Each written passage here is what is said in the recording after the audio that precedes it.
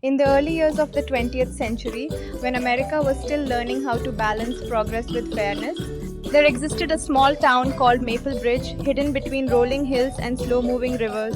The town was peaceful, almost forgotten by the outside world, and its people lived simple lives shaped by routine, hard work, and long held traditions. Change rarely visited Maple Bridge, and when it did, it often arrived quietly disguised as rules written on paper.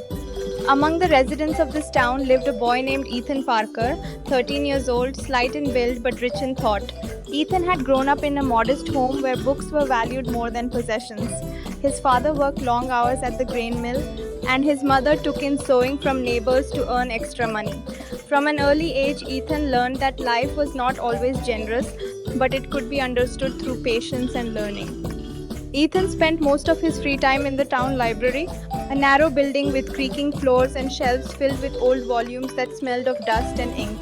There, he discovered stories of American leaders, reformers, and ordinary citizens who had shaped history through courage and conviction. He admired figures who had fought injustice not with anger but with truth and persistence. Over time, these stories formed a quiet belief inside him that words could carry weight beyond their pages. As autumn approached, bringing golden leaves and colder evenings, a new town law was announced. The law declared that public night schools would now be limited to children from families who owned property, while others would be required to pay fees. Though the law was presented as a financial necessity, its effects were immediate and painful. Many families who depended on the night school could no longer afford to attend, and the classrooms slowly emptied. Ethan noticed the change everywhere. His friend Tom, who worked in a bakery before school, stopped carrying his books. His elderly neighbor, Mr.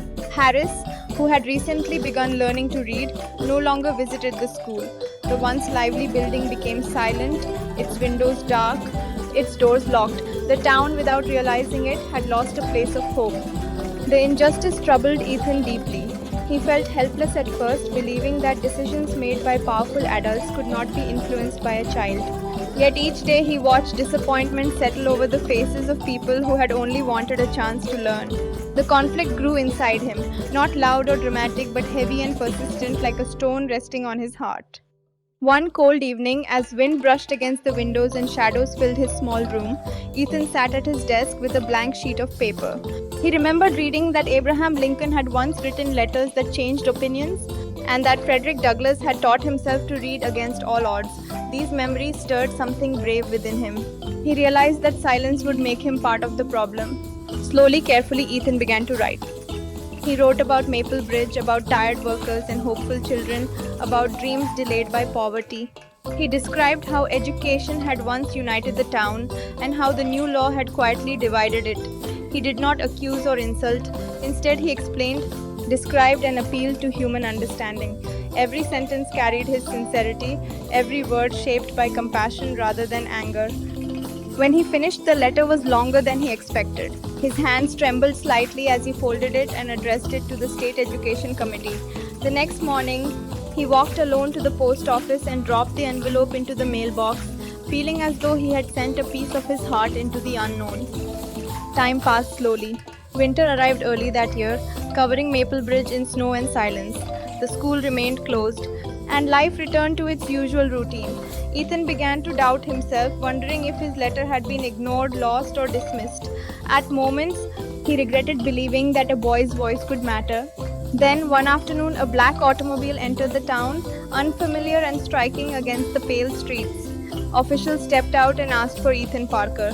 The news spread quickly, and people gathered in confusion and fear. Ethan, nervous but composed, learned that his letter had reached the capital and had been shared among lawmakers. It had been read aloud in meetings, printed in reports, and discussed as an example of how laws affected real communities. The climax arrived quietly, without celebration. The state announced a revision to the education law, restoring free access to night schools for all children. The change did not make headlines, but it transformed lives. The school reopened, lights returned to the windows, and the sound of learning once again filled the building.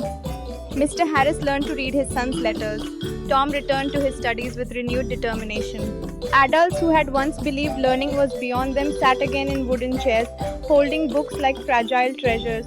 Ethan returned to the library, to his desk, to his ordinary life. Nothing about his appearance had changed, yet something within him had grown. He understood now that courage did not always appear in dramatic actions, but often in quiet decisions made when no one was watching.